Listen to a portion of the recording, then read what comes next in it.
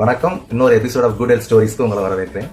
So இந்த விஷயத்தில் நம்ம சிறுத்தைகளை பற்றி ஒரு இன்ட்ரெஸ்டிங்கான மேட்ரு இந்தியாவில் வந்துகிட்டு இருக்கு, அதை நம்ம பார்க்கலாம். இப்போட இன்டர் கான்டினென்டல் சீட்டா ப்ராஜெக்ட், அதாவது இந்தியாவில் வந்து சிறுத்தைகளோட எண்ணிக்கை வந்து ரொம்ப கம்மியாகிட்டு இருக்கனால அதை ரிவைவ் பண்ணுறதுக்கு சென்ட்ரல் கவர்மெண்ட் வந்து நிறைய முயற்சிகள் எடுத்துக்கிட்டு இருக்கு. அதில் ஒரு சில முயற்சி என்னன்னா, நமீபியா, சவுத் ஆப்பிரிக்கா அந்த நாடுகள் வந்து சீட்டாவை இந்தியாவுக்கு கொண்டு வந்து இந்த சீட்டாவோட இனத்தை வந்து திருப்பி ரிவைவ் பண்ண ட்ரை பண்ணுறாங்க.